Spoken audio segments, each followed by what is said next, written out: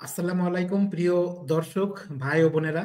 আমরা আমাদের বয়স যেহেতু অল্প, আমাদের অনেক জ্ঞানের সীমাবদ্ধতা আছে এবং আমরা যে ইতিহাস শিখি এটা আমি আমার দলের স্বার্থ অনুযায়ী আমি ইতিহাস রচনা করি, অথবা আমার দলের বিপক্ষে গেলে আমি মুখ বন্ধ রাখি। এই টাইপের ইতিহাস, এই টাইপের সংবিধান, যেমন দেখেন আমাদের সংবিধান রচনা করছে আমাদের দেলোয়ার ভাই, যিনি আমাদের অতিথি, একমাত্র ওই গেস্ট। এবং উনি আমাদেরকে, মানে উনি কোনো রাজনৈতিক দলের না এখন বর্তমানের যারা রাজনীতি আছে, যে কারণে ওনার কাছ থেকে আমরা ইতিহাসটা জানতে চাচ্ছি। দেখেন, আমি যদি ইতিহাস বলি, আমার দলের যে চিন্তা ভাবনা ওর থেকে আমি বেরোতে পারছি না। এবং দেখেন, বাংলাদেশের সংবিধানের অনুযায়ী, দেলার ভাই আপনাকেও বিষয়টা বলি, জি। বাংলাদেশের সংবিধান অনুযায়ী বলছেন জনগণ সংবিধান দেশের মালিক, কিন্তু আপনি সংবিধান রচনা করে ফেলছেন, সবকিছুই করছেন, আমার কোনো পারমিশন নাই, আমি কোনো, ওর কোনো, আমার কোনো অ্যাকসেপ্টেন্সই নাই, আমার কোনো ভূমিকাই নাই। তো আসলে কেমন কি হচ্ছে, আপনি যদি বাংলাদেশের ইতিহাস থেকে শুরু করে এখন পর্যন্ত কেমন কিভাবে দেশ চলছে এগুলা আমাদেরকে যদি সংক্ষেপ, মানে খুব ভালো মতো জানান, যেটা ইতিহাস সাক্ষী হয়ে থাকবে এমন কিছু। أعوذ بالله من الشيطان الرجيم بسم الله الرحمن الرحيم إني صلاتي ونسوكي محيي ومماتي لله رب العالمين আমাকে কি শোনা যাচ্ছে আবু দাউদ? ক্লিয়ার ক্লিয়ার ক্লিয়ার, একদম ক্লিয়ার। ওকে ওকে, আমি কিন্তু আমাকে শুনতে পারতেছি না, বাট লেট মি জাস্ট টক। ওকে, তো সাবজেক্ট ম্যাটারটা হচ্ছে যে বাংলাদেশি জনগণ এবং আমরা কিভাবে আজকে এই পজিশনে আছি। আমাদের পজিশনটা বুঝতে হলে একটু পিছনে যেতে হয়। আমি কোনো হিস্টোরিয়ান না, কিন্তু আমার পার্সোনাল এক্সপিরিয়েন্স, অনেকে বলবেন যে পার্সোনাল এক্সপিরিয়েন্স তো personal experience, actually you are right, কিন্তু আমার একটা ডিফারেন্ট আপব্রিঙ্গিং ছিল। আমার বাবা, আমার হোম এ কে রফিকুল হোসেন খায়ের মিয়া সাহেব, উনি 1949-এ আওয়ামী মুসলিম লীগের দ্বিতীয় যুগ্ম সাধারণ সম্পাদক ছিলেন। তৃতীয় নাম্বার ছিল শেখ মুজিবুর রহমান। তো আমাদের বাড়িতে, আমার বাড়িটাই basically was a political institution, যে বাড়িতে এমন কোনো তৎকালীন পাকিস্তানি লিডার ছিল না যারা আসে নাই এবং যাদেরকে দেখি নাই, ইনক্লুডিং দি গ্রেট শেখ মুজিবুর রহমান। রেসপেক্ট দিয়ে বলি, আমার তার সাথে পলিটিক্যাল ডিফারেন্স আছে অনেক, যে কারণে আমি আর উনি। প্রবলেমটা হচ্ছে, আমরা যখন একটা রাষ্ট্র হিসাবে আসলাম, এর আগে গ্রেটার ইন্ডিয়া ব্রিটিশ কন্ট্রোলডে ছিলাম। ওখান থেকে যখন 1947-এ আমাদের এই এলাকাগুলো, যেগুলো মেজরিটি মুসলমান, মেজরিটি সংখ্যাগরিষ্ঠ, তাদেরকে নিয়ে ব্রিটিশরা যখন চলে যায়, তখন একটা নতুন দেশ তৈরি হয়। পুরনো হিস্ট্রিটা সবাই আমরা জানি, পাকিস্তান, ওয়েস্ট পাকিস্তান, ইস্ট পাকিস্তান, পূর্ব পাকিস্তান, পশ্চিম পাকিস্তান। 1971-এ আমরা আবার এটাকে চেঞ্জ করি। আমরা বলতে আমরা ইস্ট পাকিস্তানের যারা আছি শুধু তারাই মনে করি যে আমরা এটা চেঞ্জ করেছি, কিন্তু এটার ফার রিচিং এফেক্ট আছে, যেটা নাকি নট অনলি বাংলাদেশের ভিতরে থেকে দেশটা তৈরি হয়েছে, কিন্তু দেশের অপোজিশনে যারা ছিল তারাও কিন্তু এটা তৈরি করছে। এদিকটা কিন্তু আমরা কখনো চিন্তা করি না। আমরা চিন্তা করি যে আমরা একটা মুক্তি যুদ্ধ হয়েছে, মুক্তির যুদ্ধে আমরা আমাদের পরাশক্তিকে পরাজিত করে আমরা বিজয়ী হয়ে আমরা স্বাধীন হয়েছি। কথাটা কিন্তু এত স্ট্রেইট না। আমাদেরকে এই বাংলাদেশ তৈরি করতে অন্যান্য যারা ইন্টারেস্টেড ছিল, তাদের মধ্যে মেইন গ্রুপটা ছিল যে যারা নাকি ইসলাম এবং মুসলিম বিরোধী। এখন অনেকে এটা শুনলে লাভ দিয়ে ওঠে, আপনি ইসলামকের কথা বলেন না কেন? I have to talk about the reality that I understand. Okay, আর যে ব্যাপারটা অনেকেই কথাই বলে না। তো কথাটা হচ্ছে, যখন এই দেশটা তৈরি হয়, সিম্পলি পুট, দেয়ার এলিমেন্টস, যেটা নাকি ওয়েস্ট পাকিস্তানে ছিল, যারা চাচ্ছিল যে দেশটা আলাদা হয়ে যাক, আর ইস্ট পাকিস্তানে লোকজন ছিল যারা চেয়েছিল দেশটা আলাদা হয়ে যাক। এবং ইন্ডিয়া, ভারত, ব্রাহ্মণ ভারত আমি যাকে বলি, ব্রাহ্মণ ভারতের একটা ইন্টারেস্ট ছিল। তার মধ্যে আরেকটা ইন্টারেস্ট ছিল যেটা অনেকেই যেটা খেয়াল করে না, সেটা হচ্ছে ইসরায়েল। আপনি বলবেন ইসরায়েলের সাথে আবার এটার কিসের কানেকশন? ইসরায়েলের তৎকালীন প্রাইম মিনিস্টার ছিল ডেভিড বেন গুরিয়ন। উনি তাদের কেনেসেটে যখন পাকিস্তান তৈরি হয় তখন বলছিল না, যখন ইসরায়েল তৈরি হয়, ইসরায়েল আসছে 48-এ, তখন উনি বলছিল যে আমাদের আরবদের দিয়ে কোনো চিন্তা নাই, আমাদের শুধু একমাত্র চিন্তা আছে, সে দেশটা হলো পাকিস্তান, ওইটার দিকে নজর রাখতে হবে। 1948, ডেভিড বেন গুরিয়ন। আপনি ভাববেন যে ওনার এই চিন্তাটা কেন?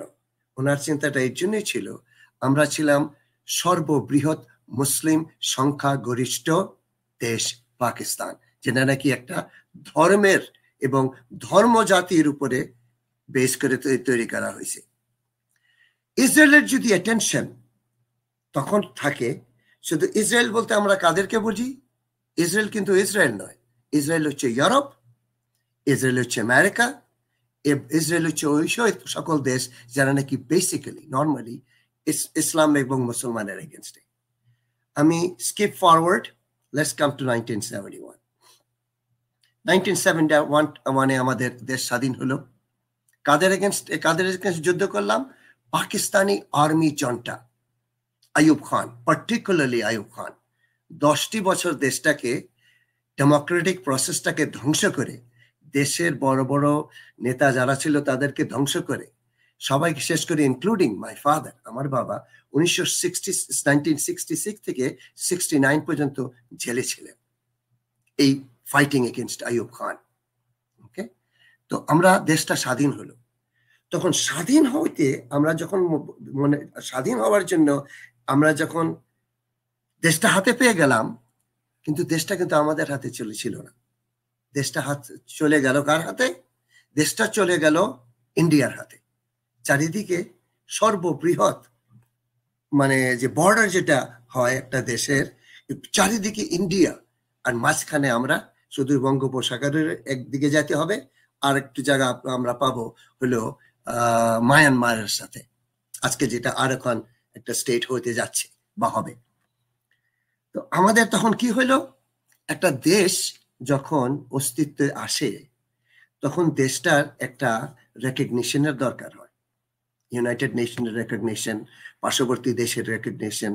তো ইন্ডিয়া যেহেতু ডাইরেক্টলি এটাতে ইনভলভ ছিল, তখন ইন্ডিয়া 6টা মাস ওয়েট করতেছিল, রেকগনিশন দিচ্ছিল না। বাংলাদেশকে স্বাধীন হবার পরে, সারেন্ডারের পরে 6 মাস চলে যাওয়ার পরেও ইন্ডিয়া বাংলাদেশকে রেকগনিশন দিচ্ছিল না। কেন? ইন্ডিয়ার পজিশন এটা ছিল যে আমাদের কনস্টিটিউশন অনুযায়ী, ইন্ডিয়ার কনস্টিটিউশন অনুযায়ী এটাকে অ্যালাইন করে একটা কনস্টিটিউশন তৈরি করে বাংলাদেশের উপরে চাপাই দিয়ে, যেটা ডক্টর কামাল হোসেন নিয়ে আসছিল দিল্লি থেকে, আমাদের উপরে চাপাই দেওয়া হইল। সেই সংবিধানকে আমরা বলতেছি আমাদের সংবিধান। আমাদের এই দেশের কেউ এটাতে ইনভলভ ছিল না, আর যদি ইনভলভ থাকে তারা সেই লোকরা ছিল যারা নাকি ইন্ডিয়ার আধিপত্য আমাদের উপরে বসাই দিতে আসছিল। সেই সংবিধান এতদিন পর্যন্ত চলতে আসছে, সাধারণ এসব লোকের কিন্তু এই জ্ঞান নাই। আমরা সাধারণত বলি কনস্টিটিউশনে জনগণই সকল শক্তির উৎস। কোন জনগণ কি কখনো জানতে পারছে যে আমাদের সংবিধানটা কি? যে দেশে 93% মুসলমান, যেটা মুসলমানের উপরে দেশটা তৈরি হয়েছে, 1905 সনে ওইটাকে ভাগ করা হয়েছিল আমরা মুসলমান বলে, এবং 1947 এটা ভাগ করা হয়েছিল আমরা মুসলমান বলে। এখন 1971 আমরা সাডেনলি এটাকে কিছু রূপ দিয়ে দিলাম, যেটা কিন্তু আমাদের আসল রূপ কখনোই ছিল না। যেটা চলার কারণে এখন পর্যন্ত আমরা যে অবস্থায় আছি, যে অবস্থায় আজকে আছি, এটা ওই অ্যাকচুয়াল মুসলিম মেজরিটির যে সত্যটা, এই সত্যটাকে কমপ্লিটলি ইগনোর করে। এটা একটা সুপারফিশিয়াল কথার ভিতরে, যেমন কনস্টিটিউশনে বলা হয় আমাদের ইসলামী আমাদের রাষ্ট্রীয় ধর্ম, বা বিসমিল্লাহির রহমানির রহিম। এখন কথাগুলি শুনতে তো খুবই ভালো লাগে, কিন্তু আপনি যদি একটু কেয়ারফুলি দেখেন এই কনস্টিটিউশনটা কি আসলেই ইসলাম যে রাষ্ট্রীয় ধর্ম সেটাকে আপহোল্ড করে এটার বাকি সমস্ত কিছু তৈরি করা হয়েছে? Absolutely not. ইনফ্যাক্ট আপনি যখন কনস্টিটিউশনটাকে কেয়ারফুলি দেখবেন, তখন দেখবেন এটার ভিতরে এমন এমন জিনিস আছে সবকিছু বিশ্লেষণ করা খুব ডিফিকাল্ট হবে। আজকের ইন লাইট অফ টুডে যেখানে কনস্টিটিউশনের সংস্কারের কথা বলা হচ্ছে, বা কেউ বলতে সেটাকে ছুঁড়ে ফেলে দিতে, কিন্তু বুঝতে তো হবে আমাদের এটার ভিতরে আছে কি, এটা কেনই বা রাখবো বা কেনই বা ছুঁড়ে ফেলে দিব। ফ্রম দ্য ইসলামিক এবং মুসলিম পার্সপেক্টিভ আমি যখন দেখি এই কনস্টিটিউশনটা, এটার মধ্যে একটা মেজর ফল্ট রয়ে গেছে, আর এটা ইন্টেনশনাল। যেহেতু এটা ইন্ডিয়ার তৈরি, তারা ওই সেম পয়েন্ট যেটা ডেভিড বেন গরিয়ানের প্রবলেম ছিল, সেই পয়েন্টটাকে তারা অ্যাড্রেস করে এটাকে 7-2 নিয়ে চলে আসছে, কনস্টিটিউশনের 7-2, যেখানে বলে এটাই হচ্ছে সর্বোচ্চ আইন, আর এই আইনের বাইরে যদি কোনো আইন থাকে তাকে বাতিল ঘোষণা করা হলো। This is the highest law of the land, and if there is any other law outside of this constitution, it is declared null and void. তাইলে এটাতে কি হইলো? এটা তো হবেই, যে কোনো একটা আইন সর্বোচ্চ থাকবে, আর বাকি আইন বাতিল না হইলে এটাকে আমরা কিভাবে কার্যকর করব? কথাটা কিন্তু সেখানে না। Supremacy of the constitution is a must, কিন্তু it's actually negating something very serious. 93% Muslim majority, the attack against the 93% Muslim majority and Islam. কেন? তাহলে তো আমার মিনিমাম অতটুক তো কোরআন আমার জানতে হবে। আমি কোরআন বিশেষজ্ঞ না, কিন্তু আপনারাও না মনে হচ্ছে এত বছর কিন্তু এই পয়েন্টটা আমি কোনো রাজনীতিবিদ, আপনি রিলিজিয়াস রাজনীতিবিদই হোক বা ইররিলিজিয়াস বা সেকুলার রাজনীতিবিদই হোক, তাদের মধ্যেও কিন্তু এই পয়েন্টটা আসে নাই। পয়েন্টটা কোনটা? পয়েন্টটা হচ্ছে সূরা মায়দা, আয়াত 44, 46 and 47, sorry 44, 45 and 47। আল্লাহ বলতেছেন, আর যারা আমার নাজিল করা আইন বাদ দিয়ে অন্য যে কোনো আইন দিয়ে বিচার বিবেচনা করে, তারা কাফের, তারা ফাসেক, তারা জালেম। এখন ডাইরেক্টলি এটা কোরআনের সাংঘর্ষিক।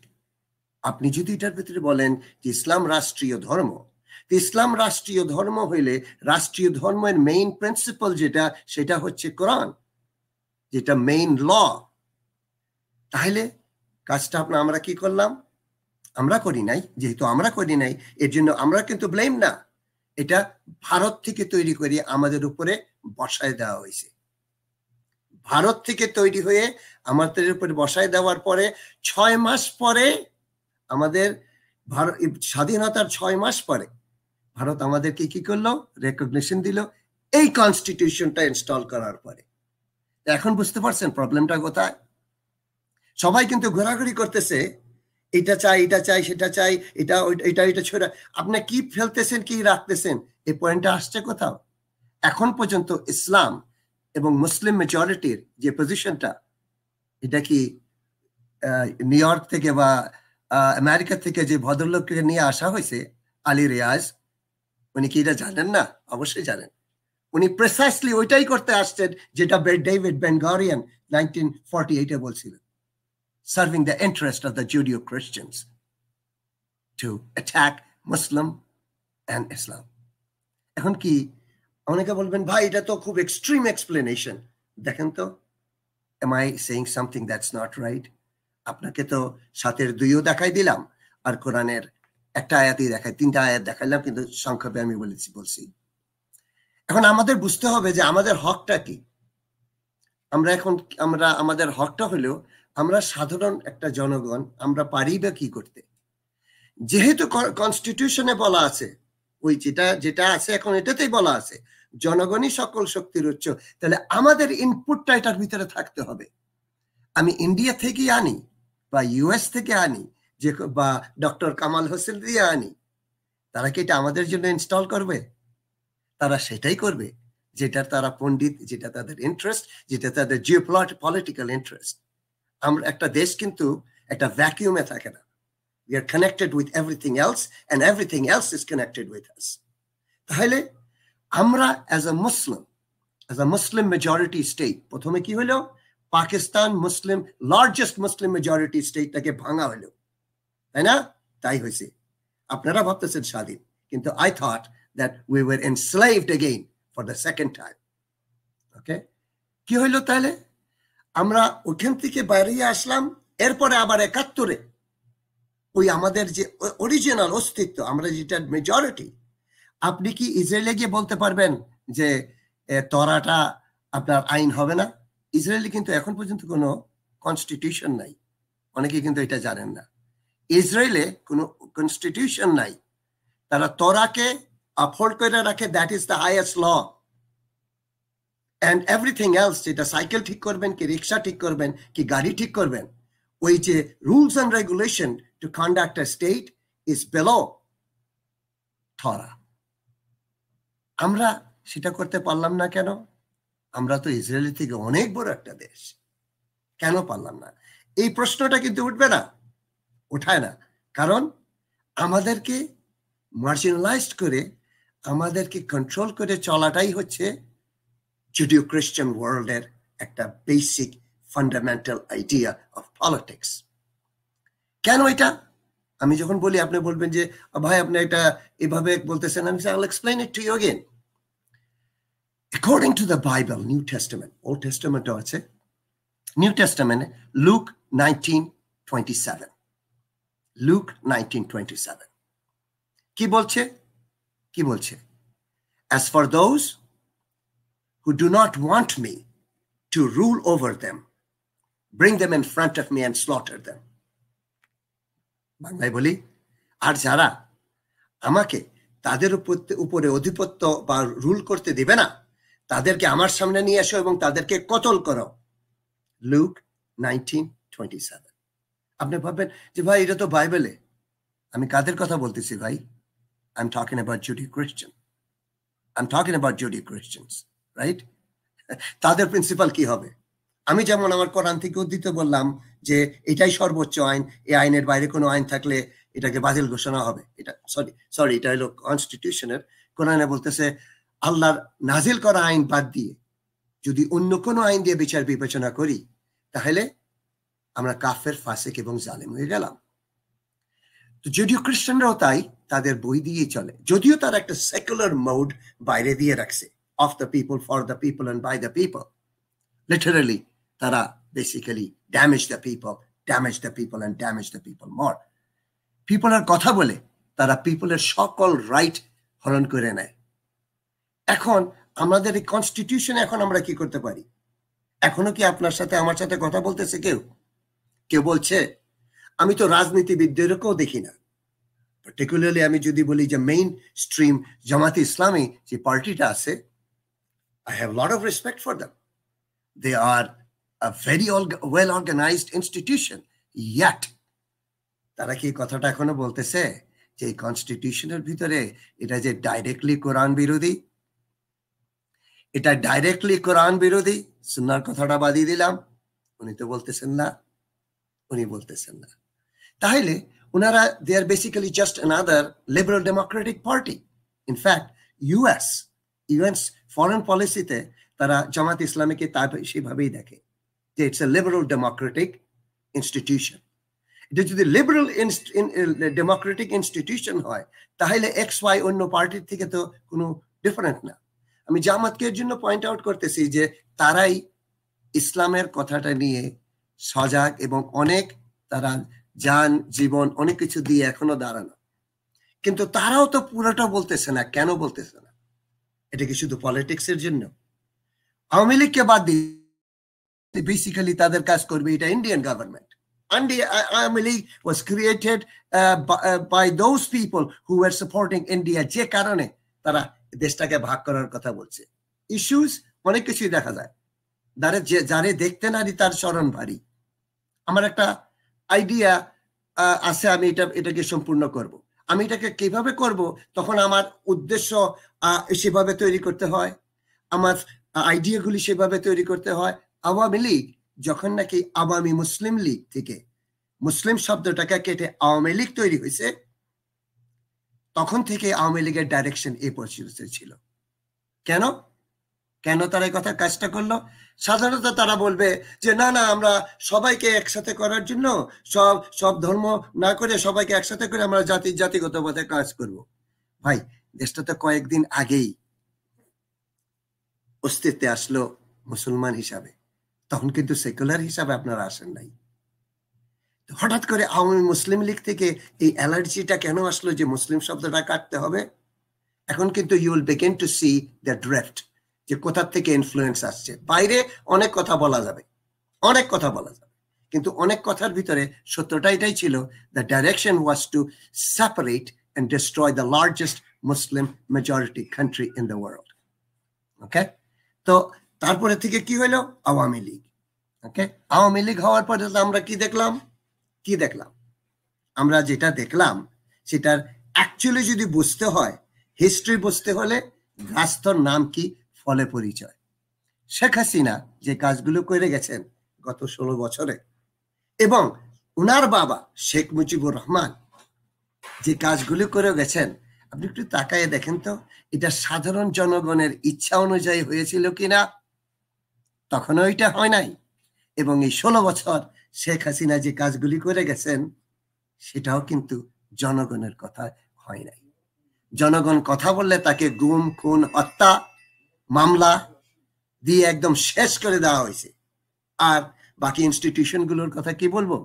জুডিশিয়ারি, ব্যুরোক্রেসি, পুলিশ এবং establishment to a greater extent, okay, তারা fully were under the control of Brahmin racist fascist Bharat.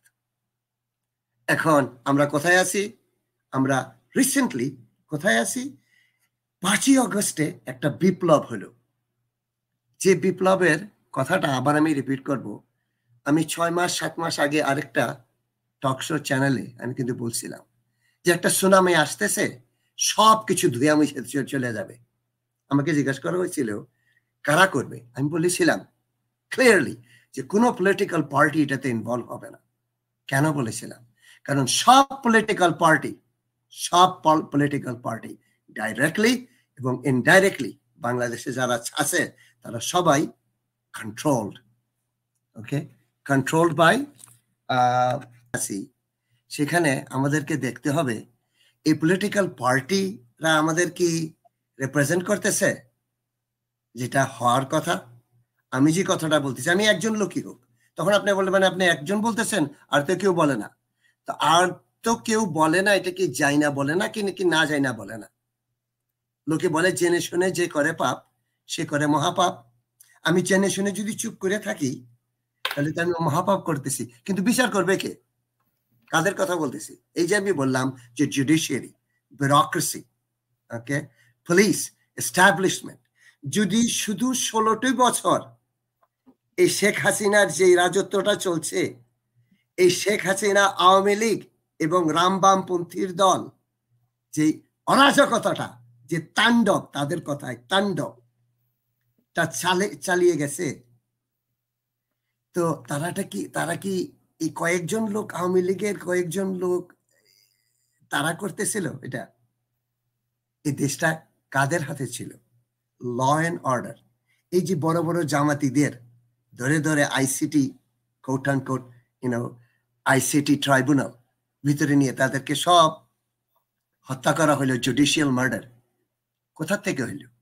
দেশের যদি আইনের শাসন থাকতো তাহলে তো জুডিশিয়ারি এই কাজগুলি করতো না।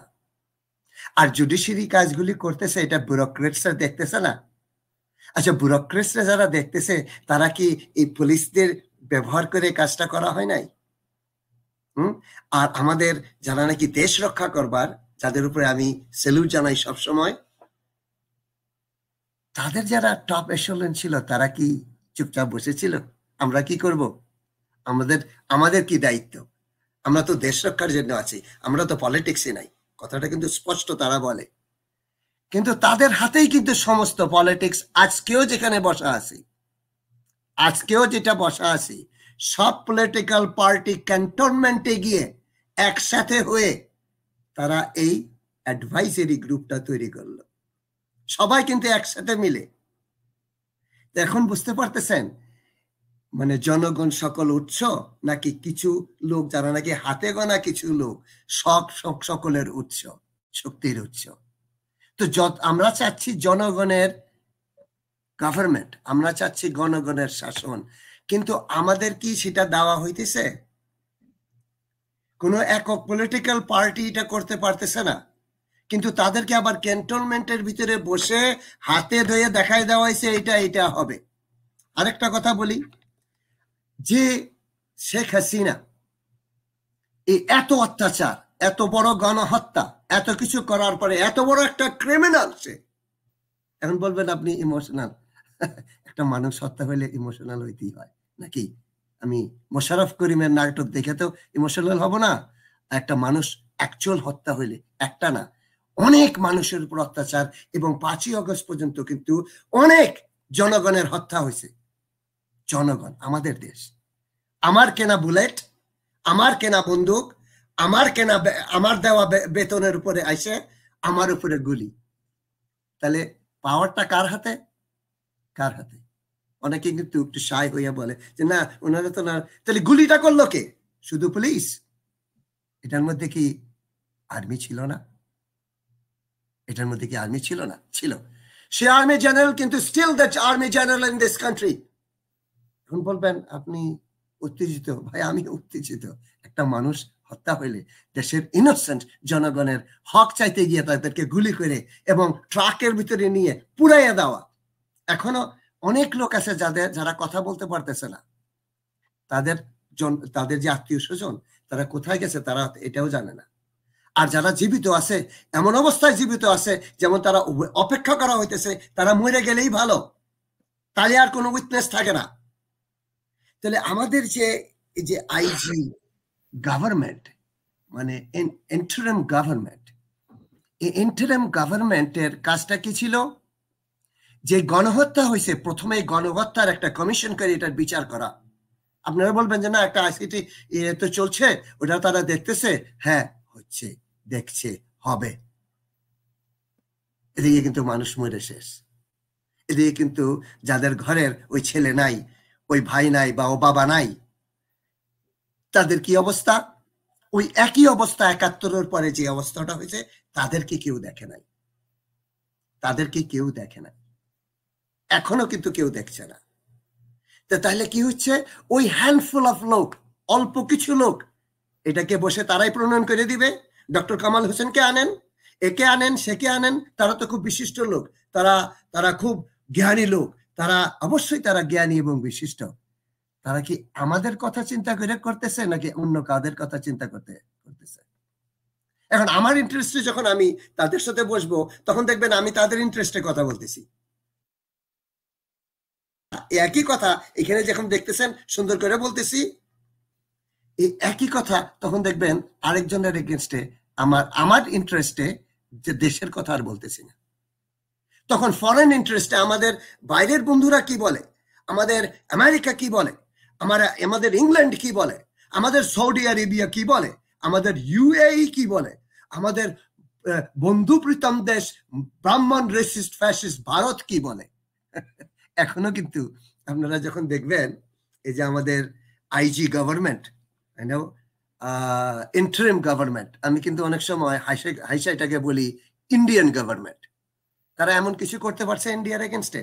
এই যে হাই হুতাশ যেগুলি দেখাচ্ছে তারা করতেছে না। এখনো কিন্তু ইন্ডিয়া ডাইরেক্টলি তাদেরকে কন্ট্রোল করতেছে কিভাবে কি হবে। ওই ইলিশ মাছটাই নেন না, আগে 5টা ইলিশ মাছ তা হয়তো না, আমরা তাদেরকে ইলিশ মাছ দিব না, আমরা ইলিশ মাছ দিব না, আমরা এটা কিন্তু তারা অ্যানাউন্সও করতেছে। হ্যাঁ, আবার সংখ্যা 5টার জায়গায় তারা 50টা দিয়ে দিতেছে, বলতেছে এটা তো বিজনেস, এটা তো বিজনেস। মানে হিপোক্রেসির যে লেভেলটা, ওই যে আমি বলি যে ডেমোক্রেসি এবং হিপোক্রেসি, এটারে তারা ডেমোক্রেসিটা সরাই দিয়ে হিপোক্রেসিটা দিয়ে 100% সে কাজগুলি করতেছে, ইনক্লুডিং আমাদের মহামান্য ডক্টর ইউনূস। এখন আপনি বলবেন যে আপনি তো সবার এগেনস্টে বলতেছেন। ভাই সবার এগেনস্টে না, আমি দেশের পক্ষে বলতেছি। কথাটা এইভাবে যে আমার ইন্টারেস্টে যেটা হয় না, আমার যেটা লাগে না, যেটা আমার দরকার, সেগুলি তো করতেছেন না। না, সমন্বয়করা তো আছে। ভাই সমন্বয়করা আছে, তারা কি সমান করতেছে বা কি একসাথে করতেছে এটা এখনো কিন্তু আমি দেখতে পারি নাই। তাদের কথা কিন্তু খুব লাউড অ্যান্ড ক্লিয়ার, জোরে জোরে বলিষ্ঠ ইয়া দিয়ে বলে, কিন্তু এই যে হাজার হাজার বাচ্চাগুলো, লোকগুলো, জনগণের যে কষ্টের ভিতরে আমরা আছি, এদেরকে কে দেখবে? ওই যে জনগণ সকল শক্তির উৎস। তাহলে এই সকল শক্তির উৎসটাকেই প্রথমে নিচে ধামাচাপা দিয়ে তারপর কথা বলবে। ডানপন্থী বা বামপন্থী বা মধ্যপন্থী বা উপরে পন্থী বা নিচে পন্থী, সব পন্থী ওইখানে আপনার তহবিল গুটাইতে চায়। আপনার এই বামপন্থীদের একটু দেখেন তো, কত হাজার কোটি টাকা যারা বানাইছে এই শেখ হাসিনার সাথে, দেখেন না? যারা নাকি লোকাল একটা মেম্বার ইলেকশনে জিতবে না। আপনি কি মনে করেন ইনু মেনন তাদের লোকাল মেম্বার ইলেকশনে জিততে পারবে? আরো যারা আছে রামবাম, এখন যাদেরকে দেখি আছে, পারবেন? পারবেন না। কারণ জনগণ আপনাদেরকে চায় না। আর যেই কথাগুলো আপনারা শিখাইতেছেন তাদেরকে, ও ডেমোক্রেসি, গণতন্ত্র, এটা কোথায় ডেমোক্রেসি? এখন তো এটা পার্টি তৈরি করা উচিত, এটার নামে liberal hypocrisy party. Liberal hypocrisy party. তখন দেখবেন আপনি সত্য কথাগুলি বলতেছেন। কেন? আপনি এখন অ্যাবসলিউট হিপোক্রেট। প্রত্যেকটা political party, not just one. আপনারা আসছেনই পলিটিক্স করতে। পলিটিক্সটা কি? আপনার দেশের জনগণের কথা বলবেন। 5 কোটি টাকার ইলেকশনের খরচ এক সময় হইতো, কিন্তু এখনো হয়তো হয় না। তারপরে 5 বছরের ভিতরে আপনারা 500 কোটি, 1000 কোটি, তারপর তো কোনো লিমিটই নাই যদি পার্টি বসের সাথে আপনাদের কানেকশন ডাইরেক্টলি থাকে। তখন আপনারা বলবেন দেশের মানুষ চাঁদাবাজি করে। কেন চাঁদাবাজি? এর জন্য করে, চাঁদাবাজির কারণেই এই পলিটিক্সটা চলতেছে। এটা পলিটিক্সটা অন্য কিছু কারণে। মির্জা ফখরুল ইসলাম আলমগীর এই 16টা বছর, উনিও কিন্তু এই বামপন্থী। আমি চিন্তা করতে পারি না, আমি কিন্তু সবার পর কথা বলবো যেটা মাইন্ডে আসে। বিএনপি আজকে যে পজিশনে আছে, এই পজিশনে কিন্তু বিএনপি এ দেশের জন্য অনেক কিছু করতে পারবে এবং পার পজিশনে তারা আছে। কিন্তু প্রবলেমটা কি হচ্ছে? এই বিএনপি 16 বছর কিন্তু সুন্দর করে জি হুজুর, জি হুজুর, জি হুজুর, আওয়ামী ভারতী আইডিয়া নিয়ে চলছে। কি কারণে? বামপন্থী আইডিয়া আপনাদের টপ লিডার্স। আপনারা 93% মুসলিম মেজরিটির কথা চিন্তাই করেন না। আপনারা বামপন্থী লিডার দিয়ে, রিজভীকেই বলেন বা মির্জা ফখরুল ইসলাম আলমগীরকেই বলেন, তারা কি 93% মুসলিম মেজরিটির আইডিয়া নিয়ে চলে? অবশ্যই না। তারা প্রগ্রেসিভ বামপন্থী। তারা প্রগ্রেসিভ বামপন্থী। তো যেই পার্টি আমাদের বেসিক অস্তিত্বটাকেই অ্যাকসেপ্ট না করে আনরিয়াল আইডিয়া দিয়ে, মানে কোট আনকোট আনরিয়াল আইডিয়া একটা চিন্তা করতেছে, একদিন workers of the world will unite, like a বামপন্থী idea. Workers of the world will unite according to Karl Marx. তারপরে আমরা সমস্ত কিছু ঠিক করব। 9 মণ তেলও হবে না আর রাধাও নাচবে না। এর মাঝখানে শিলে পাটায় ঘষাঘষি, মানুষের কাম তফা। তো আপনাদেরও চিন্তা করতে হবে যে এখন আপনারা আবার নতুন পলিটিক্সটা করবেন নাকি আবার আগেরটাই করবেন। তো আগেরটাই যদি করেন তাহলে আপনারা ভাবতেছেন যে আগের মতন জিতে যাবেন, কিন্তু এটা এই রেভলিউশনের আগে কিন্তু হয়ে যেত, কিন্তু এখন হবে না। এখন কিন্তু মানুষ একটু দেখতে এবং বুঝতে পারছে রেভলিউশনটা কিন্তু কমপ্লিট না, এটা আনফিনিশড রয়ে গেছে। The revolution of 5th August is unfinished. এটা কিন্তু কমপ্লিট হবে, জনগণ কিন্তু দেখতেছে। আমি বুদ্ধিমান, আমি পড়ালেখা, আমি কানাডায় থাকি, আমার কথাই চলবে, এ কথা কিন্তু তা হবে না আর তা হবে না। আমি একটা মানুষকেও পেটে ভাত দিতে পারি না, একটা মানুষকে তার স্বাস্থ্যের দিকে দেখতে পারি না, একটা মানুষকে তার এডুকেশন দেই না, আমি তার কথা খুব বলে চলছি, আমি তাদেরকে এটা করব এটা করব। আমরা কি পারি না যে হাজার হাজার বিলিয়ন ডলার, হাজার হাজার বিলিয়ন ডলার সরানো হয়েছে?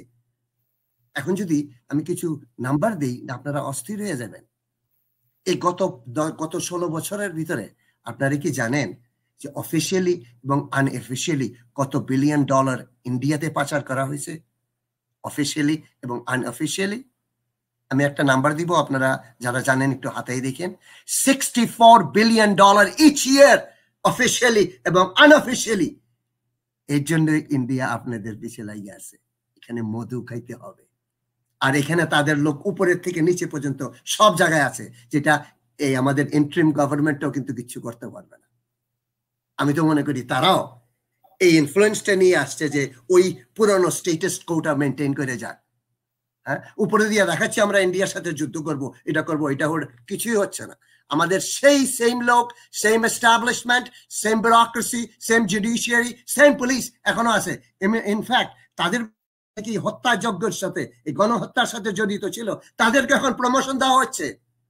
ইন্না লিল্লাহি ওয়া ইন্না ইলাইহি রাজিউন। কেন বললাম জানেন?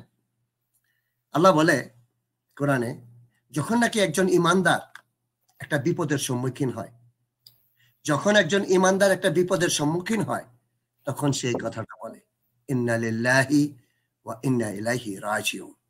কেন বলে? এর জন্য বলে যে সবকিছু আল্লাহর তরফ থেকে আসে এবং সবকিছু আল্লাহর কাছে চলে যায়। আজকে যারা পাওয়ার, পজিশন, অথরিটি এবং পয়সা নিয়ে এত দাব্যক্ষ করে এই দেশটাকে অরাজকতার সৃষ্টি করতেছেন, আপনি মনে করেন আপনি এই পজিশনে থাকবেন? শেখ হাসিনাও কিন্তু তাই ভাবছিল, আমি আছি, থাকবো, আমাকে কে সরাবে? কিন্তু হঠাৎ করে তার চলে যেতে হইল। আর তার চলে যাওয়াটাও কিন্তু অনেক বড় একটা crime. This is a national crime, and I stress this, a national crime, যার অর্ডারে এই ছাত্র জনতাকে হত্যা করা হয়েছে। তাদেরকে প্রথমে হেলিকপ্টারে বসায়া, তারপরে C-30 প্লেন দিয়া ট্রান্সপন্ডার অফ করে তাকে আমাদেরকে ইন্ডিয়াতে পাঠিয়ে দেওয়া হয়েছে, তাও আবার কার হুকুমে? আজিদ ডোভালের কথায়।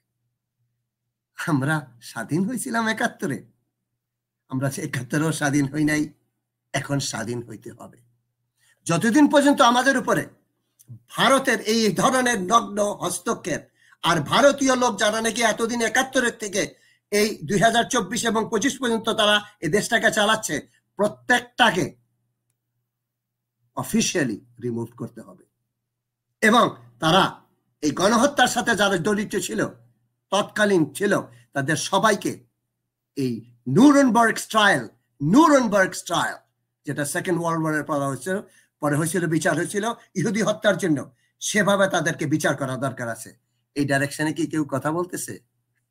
আপনি কি আমাদের সমন্বয়কদের কথাই বলি, তারা বলতেছে, হ্যাঁ, বড় বড় কথা বলতেছে, কিন্তু তারা কিন্তু মোশাররফ করিমকেও হারায় মানাই দিবে। এই যে আইজি গভর্নমেন্ট আছে না, তারা কিন্তু মোশাররফ করিমকেও হার মানাই দিবে তাদের অ্যাক্টিং দেখলে, তাদের কথাবার্তা, ভাব, সব স্টাইল দেখলে। তারা ওই একই জিনিস, একই কাজ করতেছে ইন আ নিউ প্যাকেজ। ওই দেখায় না, নতুন ইমপ্রুভড সানলাইট, এটা দিয়ে অনেক বেশি কাপড় ধোয়া যায়, কিন্তু it's the same old crap in the new package, that's all.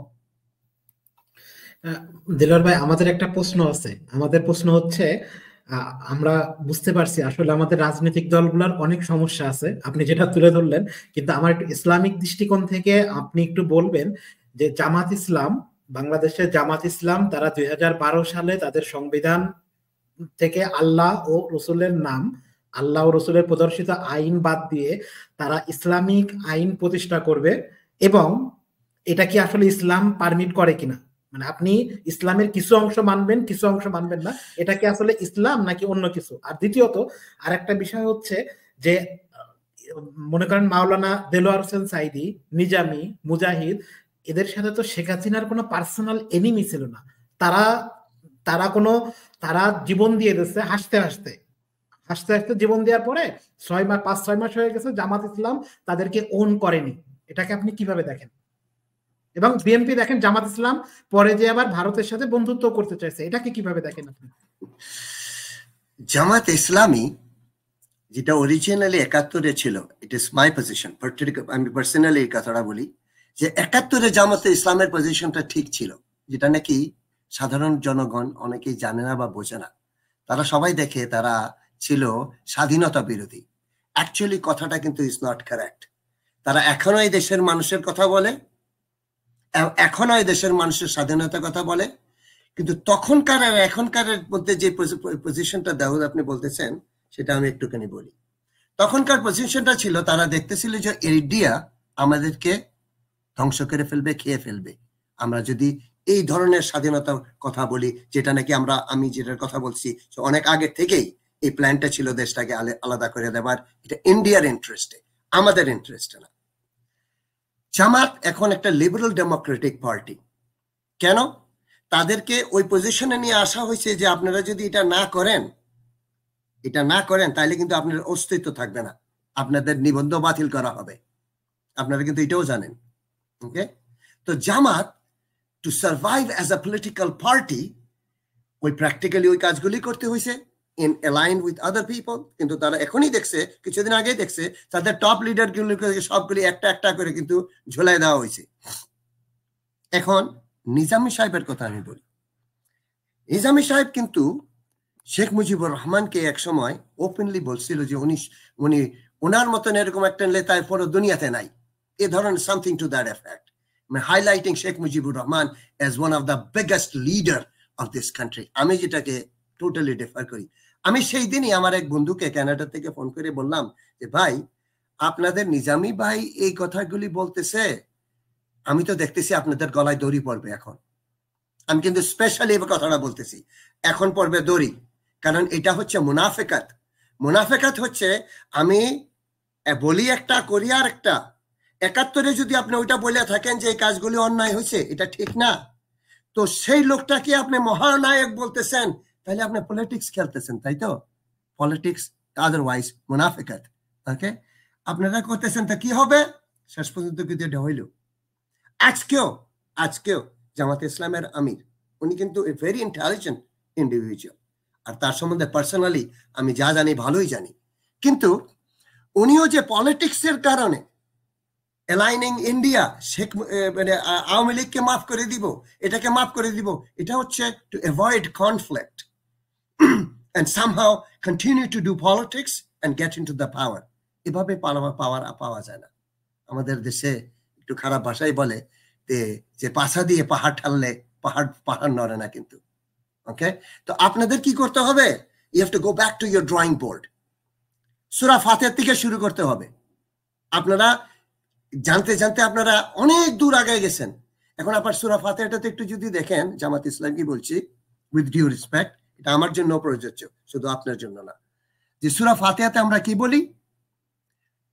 বিসমিল্লাহির রহমানির রহিম, আলহামদুলিল্লাহি রাব্বিল আলামিন। একটা লাইনই, সকল প্রশংসা একমাত্র আল্লাহ, যিনি সমস্ত দুনিয়ার মালিক। সকল প্রশংসা যদি একমাত্র আল্লাহর হয়, তাহলে আপনারা পলিটিক্সটা কিসের জন্য করতেছেন? পাওয়ারের জন্য।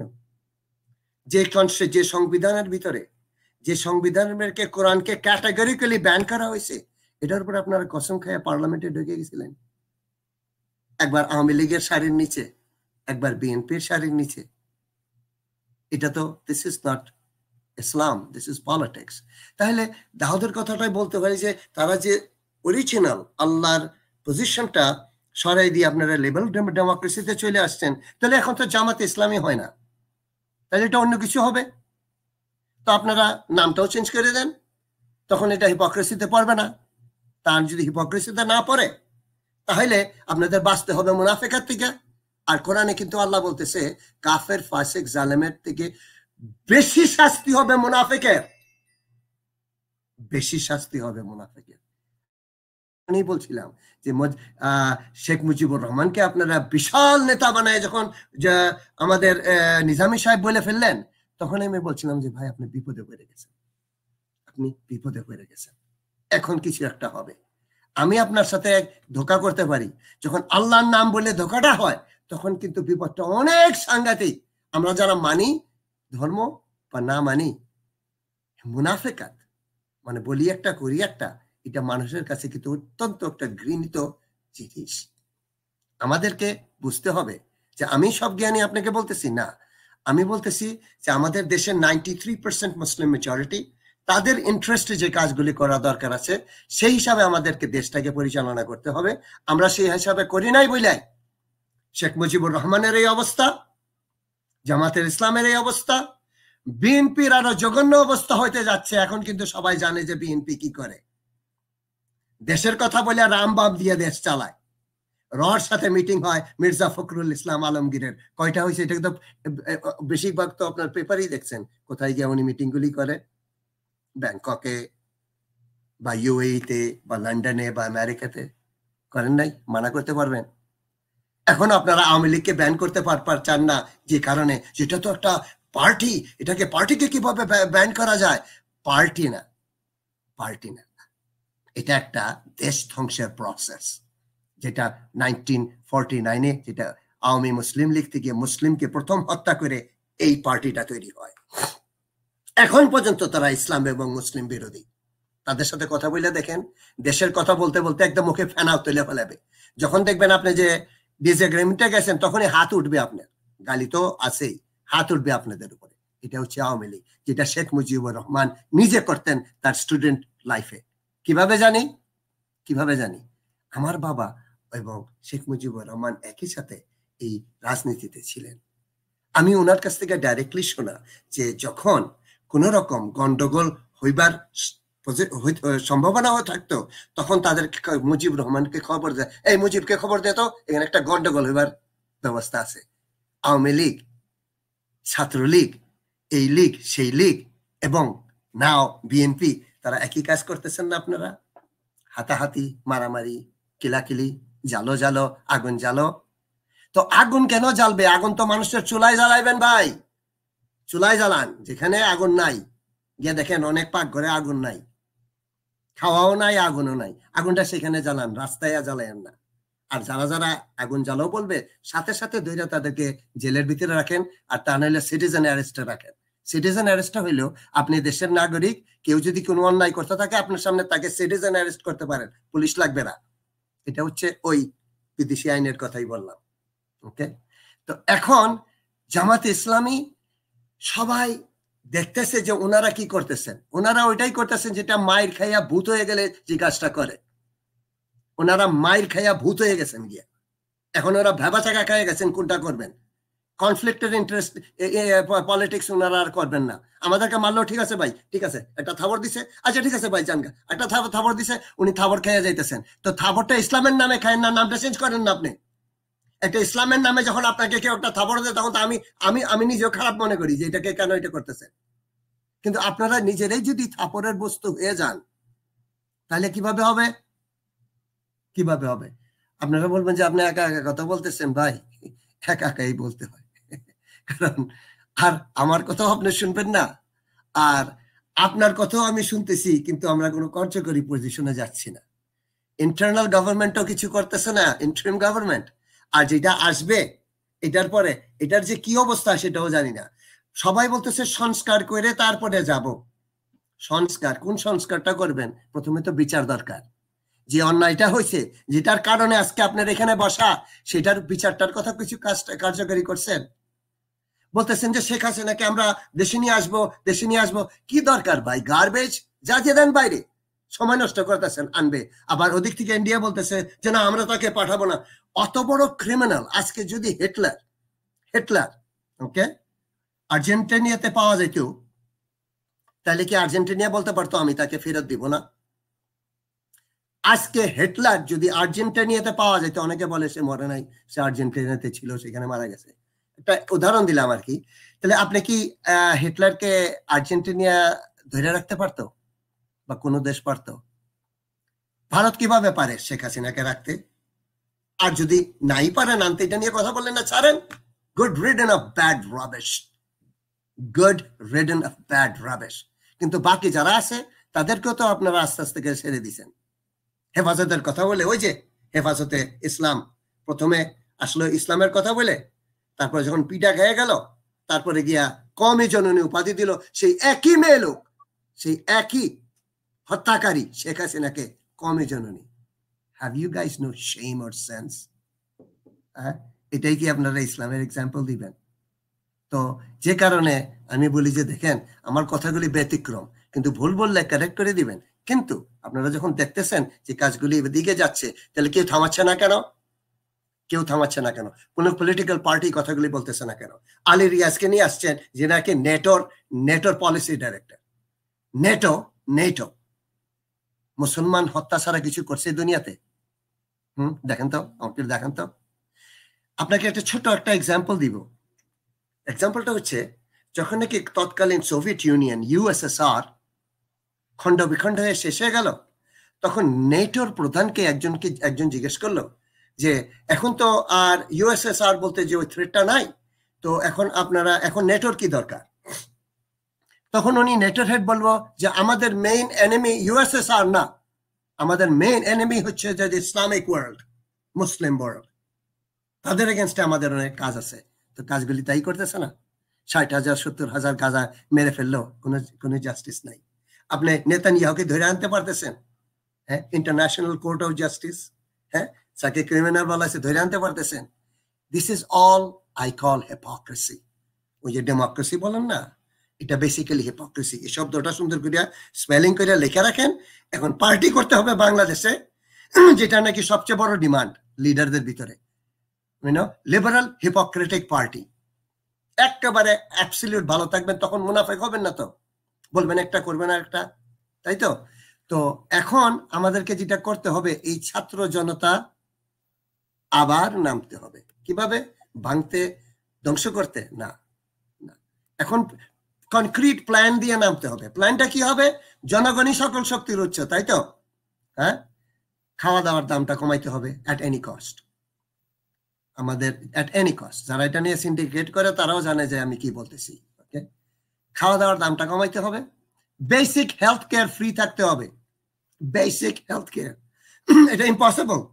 সিঙ্গাপুরে যদি হাজার হাজার বিলিয়ন ডলার, লন্ডনে, ইংল্যান্ডে এবং নিউ ইয়র্কে এবং ওয়াশিংটনে যদি হাজার হাজার, ওই টাকাগুলো যেন আমাদের দেশের থেকে এখন থেকে বাইরে না যায়। ওইটা থামাইতে পারলেই দেখবেন সবাইকে খাওয়া দাওয়া, basic health care, basic education free দিতে পারবেন। It's not impossible, it's not rocket science. কিন্তু এই যে হিপোক্রেটিক পলিটিক্স করলে একটাও থাকবে না। তখন এই লেভেলে যখন চলে আসবেন, এই ছাত্র জনতার কথা বলতেছি যে আমরা এগুলি চাই। এটা শুধু বৈষম্য, আপনার গভর্নমেন্ট লেভেলে চাকরি, দ্যাটস নট এনাফ। আপনারা অল্পতে চুলকানি করতেছেন, কিন্তু real problem is the nation. এটা ছাত্র দিয়ে দেশ চলে না, দেশ দিয়ে ছাত্র চলতে পারবে। দেশের কথাটা চিন্তা করেন, সাধারণ জনগণ কে? আমার মতন লোক। আপনার বলবেন যে আমার মতন লোক তো আপনি কানাডাতে থাকেন, আপনার কি প্রবলেম? আমার প্রবলেম এই কারণেই দেশে চাইতে পারি না, এই কথাগুলো এইভাবে বলি। পলিটিক্যাল পার্টি কেন নাই? এই কারণেই নাই যে আপনারা সবাই ওই গেমে নামে গেছেন। ডাম বাম পন্থী উপরে নিচে যা আছে, ঘুরা ফিরে গিয়ে দেখবেন হাজার হাজার কোটি টাকার মালিক। প্রথমে সিরা স্যান্ডেল আর পায়জামা পরা যেসব নেতাদের আমার বাসায় আমি দেখছি, তারা এখন হাজার হাজার কোটি টাকার মালিক। তারা বামপন্থী কথা বলে। ভাই, এগুলি অভিজ্ঞতা, পার্সোনাল অভিজ্ঞতা। তো এখন আমাদের দেশে শান্তিটা আনতে হবে প্রথম, শৃঙ্খলার মাধ্যমে এই আওয়াজগুলি দিতেই হবে। Basic, we want our food, our security, our healthcare, our education, basic free দিতে হবে। কোথা থেকে আসবে? দেশের থেকে আসবে। আমাদের দেশে কি নাই? আছে। যে কথাটা বললাম যে হাজার হাজার বিলিয়ন ডলার পাচার হয়ে গেছে, এই টাকাগুলো দেশে থাকলে কি এটা করা যেতে পারতো না? শেখ হাসিনা 16 বছরে তো পারলো না, আর কেউই পারবে না, কারণ পলিটিক্স মানে এইটাই। আর এখন যারা এটা করে গেছে তাদেরকে বিচার করবেন না? কেন করবেন না? এর জন্য করবেন না কেন, এটার সব অংশীদার আপনারা। এটার বিচার হয়ে গেলে, এই কম্বল বাঁচতে গেলে এটার মধ্যে কোনো কিছু থাকবে না এই কম্বলের। তার মানে কমপ্লিট প্যারাডাইম শিফট তৈরি করতে হবে, যেখানে যে কথাটা বলা হয়েছে, জনগণই সকল উৎস, জনগণের রাইটটা থাকতে হবে।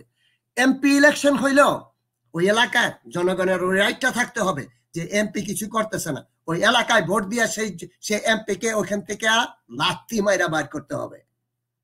এটা হবে জনগণের রাইট। জনগণ ভুল দেখলে ওইখানে দাঁড়ায় যাবে, বলে এটা ঠিক করতে হবে। পুলিশের কাছে গেলে, একটা জিডি এন্ট্রি করতে গেলে 1000 টাকা দিতে হবে না আপনাকে, তারপরে পুলিশকে টাকা দিয়ে কেসটা এদিক সেদিক করতে হবে না। এই পুলিশ আইনটাও চেঞ্জ করতে হবে। এই পুলিশ আইনটা 1861 আইনটাও কিন্তু আমাদের উপরে অত্যাচার করার জন্য তৈরি করছে, যেটা নাকি কোনো গভর্নমেন্ট এখনো চেঞ্জ করে নাই, না ইন্ডিয়াতে, না পাকিস্তানে, না বাংলাদেশে। কারণ এই অত্যাচারটাই কন্টিনিউ করতেছে আরেকটা নামে। তো আমাদেরকে এই পয়েন্টগুলোতে আসতে হবে, এবং এই পয়েন্টের উপরে যদি আপনাকে, কারণ আপনি ন্যায় নীতির কথা বলতেছেন, কিন্তু যারা বন্দুক নিয়ে বা কলম নিয়ে বা অন্য কিছু নিয়ে বৈশা দেশ চালাচ্ছে না, তারা কিন্তু বেসিক্যালি অ্যাক্টিং লাইক মাফিয়াস নাও, অ্যাবসলিউট মাফিয়া। আপনারা কিছু করতে পারবেন না। আমাদের কাছে বন্দুক আছে, কিন্তু বন্দুক দেখছেন হঠাৎ করে থেমে গেছিল? প্রথমে কিন্তু তারা গুলি করছে। আমি সবসময় কথাটা বলি যে কনভেনশনাল আর্মি একটা কনভেনশনাল আর্মির সাথে যুদ্ধ করতে পারে, কিন্তু জনগণ যখন রাস্তায় নেমে যাবে, আমরা 2.5 লক্ষ 3 লক্ষ সোলজার রাস্তায় আছে না, আপনারা ধুলার মধ্যে উড়ে যাবেন, কয়টা বুলেট ব্যবহার করবেন? পুলিশ দেখছেন কিভাবে ভাগছে? জাজগুলি ভাগে নাই কেন এখনো? ব্যুরোক্রেট গুলি ভাগে নাই কেন এখনো? কেন ভাগে নাই? তারা সেই লাউ সেই কদু। তো এখন শান্তি মতো বলতে হবে যে আমরা শান্তি চাই, আপনারা শান্তি মতো ছাড়বেন, কাজগুলি ঠিক করবেন, না হলে আমরা শান্তি মতো আপনাদেরকে সরাই দিব, এবং সরাই দিতে হবে। Revolution is not finished, it has just begun. Thank you, আপনারা অনেক ধন্যবাদ। আমরা আসলে আমাদের চ্যানেলের পক্ষ থেকে আমরা বলছি আপনাকে অনেক ধন্যবাদ। আপনি সত্য, একদম রিয়েল সত্য তুলে ধরার জন্য। আসলে আমরাও দেখছি জাতিসংঘেও গণতন্ত্র আছে কিনা এটাও আমাদের সন্দেহ আছে। জাতিসংঘ যদি গণতন্ত্র থাকে তাহলে একটা দেশের ভেটোর কারণে বাকি সব দেশের ভোট ড্যামেজ হয়ে যায়, কোনো ভ্যালু থাকে না। তো এটা হচ্ছে যদি গণতন্ত্রের অ্যাকচুয়াল সংজ্ঞা হয় তাহলে আসলে আমার জানা নাই। আমি গণতন্ত্র প্রেমী হতে চাই, কিন্তু এটা আসলে গণতন্ত্র, এই গণতন্ত্র আমরা চাই না। তো আসলে আপনাকে অনেক ধন্যবাদ সত্য তুলে ধরার জন্য। যদি গণতন্ত্র ভালো, যদি সেটা অ্যাকচুয়ালি ই করা যায়, কিন্তু সেটা তো আসলে হচ্ছে না। যার যত পাওয়ার আছে, যার যত টাকা আছে, তার জন্য গণতন্ত্র। আর আমার মতো গরিব মানুষ, আমি চুপচাপ ঘরে বসেই থাকি। বাংলাদেশেও দেখেন আমাদের আমাদের যত মানে যত বড় নেতা তার তত কোটি টাকার মালিক, কিন্তু কয়দিন আগে সে রুটি বানাতেও পারতো না, কিন্তু কয়দিন আগে তার বাড়িতে নাই। ভাই সব থেকে সত্য বিষয় হচ্ছে বাংলাদেশে একজন এমপির 5 বছরে বেতন হচ্ছে 2 কোটি টাকা, 2.5 কোটি টাকা, কিন্তু সে নির্বাচনে খরচ করে 5 কোটি টাকা। মানে এই হচ্ছে আমার দেশের কি সংস্কার। কি হবে আসলে সংস্কার করেও এই দেশে যদি ফুল ভাবে জাতিগতভাবে সবাই যদি উচ্চ স্বরে কথা না বলতে পারেন আপনারা, তা আসলে আপনাদের জন্য আমরা কথা বলে, যেমন আমি বাংলাদেশে যাব না, দেলোয়ার ভাইও ওইভাবে যাবে না বাংলাদেশে। তো আমরা বাংলাদেশে যাব না, আপনারা বাংলাদেশ থেকে যদি আপনাদের ভয়েস যদি রেজ না করতে পারেন তাহলে আপনাদের পথে এইভাবেই আমি আসব, না হলে আমার মতো অন্য কেউ আসবে, সে টাকা নিয়ে আমরা বাইরে এসে আরামে বসবাস করব। দেখেন বাংলাদেশে যদি এই যে রাজনীতিবিদদের যদি বাইরে আসার পলিসিটা বন্ধ করা যেত না, তাহলে দেশ অনেক উন্নত হতো। রিয়েলিটিটা বোঝার তৌফিক দান করুক আল্লাহ আপনাদেরকে, এটাই প্রত্যাশা করছি। জি জি ভাই। একটা কথা এখানে বলি, এটা কিন্তু খুবই গুরুত্বপূর্ণ, যেহেতু বিদেশের কথাটা উঠছে, আমরা বিদেশে থাকি, এটা কিন্তু তাদের জন্য গুড লাক যে আমাদের মতন লোক আমরা দেশের বাইরে থাকি। দেশে থাকলে হয়তো এতদিন গুম হত্যা অনেক কিছু হয়ে যেত। যেভাবে আমার একটা বাড়ি ছিল, আমার পৈতৃক সম্পত্তি, এটা বিএনপি জামাতের আমলে কিন্তু এটা দখল হয়ে যায়। অনলাইনে আমি বলতেছি, এটার উপরে কেস থাকার কারণেও এটা বিএনপির লিডার ডাইরেক্টলি ইনভলভ ছিল এটাতে। অনলাইনে বলতেছি, বাড়িটা কিন্তু তখন বিএনপি জামাতের আমলে দখল হয়, যেটা নাকি শেখ মুজিবের আমলে ওইটা দখল করে নাই শেখ মুজিব। আমরা কিন্তু ঘোর শেখ মুজিব বিরোধী ছিলাম 71-এ। আমি ফরেন বিদেশিদের কথা বলতেছি, আমরা যারা বাইরে থাকি, আমাদের যে বেসিক হকটা এটা কিন্তু দেওয়া হইতেছে না। আমরা as a citizen of Bangladesh আমাদের একটা হক আছে। আমরা কয় কোটি বাইরে আছি দাউদ? অ্যাবাউট 2 কোটি 2.5 কোটির মতন লোক। আমি কিন্তু সংখ্যাটা ঠিক 2.5 কোটি। আমরা 2 কোটি 2.5 কোটি লোক বাইরে আছে। আমাদের কিন্তু আমরা রেমিটেন্স পাঠাই, টাকা পাঠাই, যে যেটা পাঠাই, আমাদের সেই হকটা নাই। আমি অ্যাজ এ ক্যানাডিয়ান সিটিজেন, কিন্তু সিটিজেন, এখানে আমি থাকি 50 বছর। আমি যদি বাংলাদেশে থাকি না, যখন কানাডার ইলেকশন হচ্ছে, আমি কিন্তু আমার এমবেসিতে গিয়ে আমি এই ভোটটা দিয়ে আসতে পারবো। বাংলাদেশের কোন নাগরিকের কোন ভোট দেবার এটা নাই। এই 2.5 কোটির লোক কি আমরা বেশ কিছু পার্লামেন্টারি মেম্বার তৈরি করতে পারবো না দুনিয়াতে ভাগ করে, যেখানে পপুলেশন কনসেন্ট্রেশন করে? তো আমরা যদি বাইরে থেকে ফ্রিলি কথাগুলি বলতে পারি, তখন দেশের ভিতরে যারা ভয়ে থাকে তারা আমাদের দিকে দেখবে। আর দেশে যেমন হোলসেল জালিয়াতি হয় সেটা হবে না। এখানে তো আমরা ডাইরেক্টলি গিয়ে ভোট দিব, কাউন্ট করবো কোথায় কে কজন কোথায় জিতেছেন। আমাদের বেসিক ভোটের রাইটটা দরকার, কথাটা কিন্তু কেউ বলে না। ছাত্র সমন্বয়ক এবং আমাদের অ্যাডভাইসার স্যাররা, sir, we need our right to vote. Do you understand? Do you understand? Every Bangladeshi citizen must have the right to vote. আমার টাকাটা দিয়ে যদি দেশটা চালাইতে পারেন, আমার ভোটটা দিতে দিবেন না কেন? এই কথাটা কিন্তু কেউ বলে না। আমার ভোটটা দিতে হবে। With that, Daud, you take over. Thank you Dilar ভাই, অনেক সত্য কথা বলার জন্য অনেক ধন্যবাদ। আমরাও আসলে দেখেন, আমি দুই জায়গারই নাগরিক, বাংলাদেশ এবং এখানের। তো আমার আমার ভোট আমি দিতে পারি না, এবং বাংলাদেশে আমি যদি কোনো কোনো কথা বলতেও যাই, আমার একবার আওয়ামী লীগের ট্যাগ দেয়, একবার বিএনপির ট্যাগ দেয়, একবার জামাতের ট্যাগ দেয়। আরে ভাই, সত্য কথাগুলা শোন। আমি যেটা বলতে চাই, আমি মানে দেশের নাগরিক, দেশের যে স্টেক হোল্ডার বলেন আপনারা, এটা শুধু রাজনৈতিক দলও না, আমরা দেশের মালিক, জনগণ দেশের মালিক, জনগণের ইচ্ছাই সবকিছু হবে। কিন্তু আমাদের কোনো পাত্তাই দিচ্ছে না। আমাদের পাসপোর্ট, এম্বাসিতে যদি যান পাসপোর্ট নেওয়ার ক্ষেত্রেও, এম্বাসির যারা আছে না, এদের বিহেভ দেখলে মনে হবে যে আমি ওখানে কিচ্ছু না, আমি গেছি ওখানে কি একটা করতে, আমি কিচ্ছু না, ওরাই সবকিছু। তো এগুলা আসলে চলছে। আসলে আমরা আমাদের ভয়েস আপনার ইনশাল্লাহ এরপরেও আরো অনেক অনুষ্ঠান করব আপনাকে নিয়ে, আমাদের ইনশাল্লাহ থেমে থাকবো না ইনশাল্লাহ। আমাদের যতটুকু প্রচেষ্টা আমাদের পক্ষ থেকে করা যায় আমরা করে যাব। থ্যাংক ইউ, ইনশাল্লাহ। ভালো থাকবেন। আসসালামু থ্যাংক ইউ। আলাইকুম। ওয়ালাইকুম আসসালাম রহমতুল্লাহ বরকাতুহ।